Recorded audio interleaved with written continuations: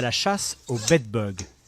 Vadim Gilevich est exterminateur et aujourd'hui son ennemi peut se cacher dans les moindres recoins de cet appartement. L'invasion de la punaise de lit à New York ne semble pas prête de s'arrêter. Que ce soit un vieil immeuble ou un autre plus récent, ça change rien. N'importe qui peut avoir des bedbugs. Cachée dans des vêtements ou dans une valise, la punaise de lit peut facilement voyager et infester des nouveaux lieux. Le parasite est attiré par la chaleur corporelle et les phéromones des humains, dont il suce le sang pendant leur sommeil. Et l'adversaire est malin, la punaise a appris à reconnaître les pièges posés par l'homme. Elles sont prudentes quand elles rencontrent des surfaces un peu collantes. En fait, elles ont appris à reconnaître ces surfaces et donc elles les évitent et préfèrent faire le tour. Autre phénomène inquiétant, le bedbug peut devenir résistant au poison si la dose employée n'est pas suffisante. Si une femelle absorbe une petite dose de poison, elle peut survivre et devenir résistante, et ensuite transmettre cette mutation génétique à sa descendance. Le parasite a également un coût. Une entreprise peut débourser jusqu'à 100 000 $ pour nettoyer ses locaux, parfois avec l'aide de chiens renifleurs.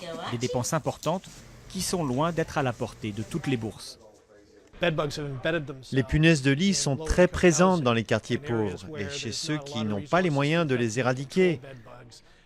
C'est un gros problème puisque cela a créé un réservoir de punaises prêt à envahir toute une région.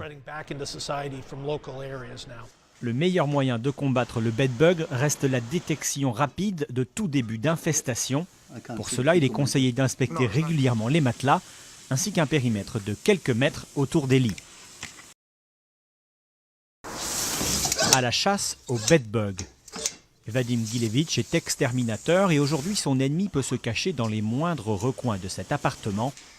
L'invasion de la punaise de lit à New York ne semble pas prête de s'arrêter.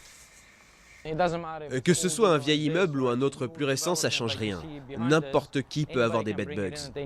Cachée dans des vêtements ou dans une valise, la punaise de lit peut facilement voyager et infester des nouveaux lieux. Le parasite est attiré par la chaleur corporelle et les phéromones des humains, dont il suce le sang pendant leur sommeil. Et l'adversaire est malin, la punaise a appris à reconnaître les pièges posés par l'homme.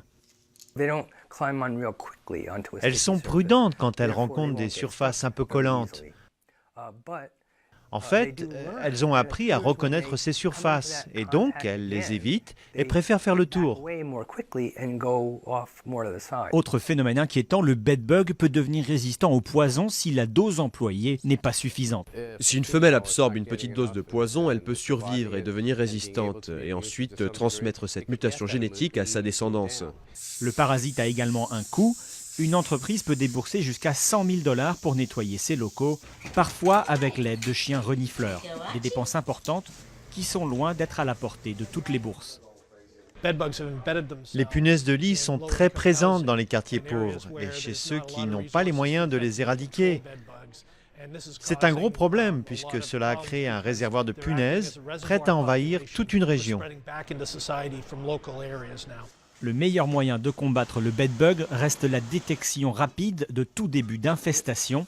Pour cela, il est conseillé d'inspecter régulièrement les matelas ainsi qu'un périmètre de quelques mètres autour des lits.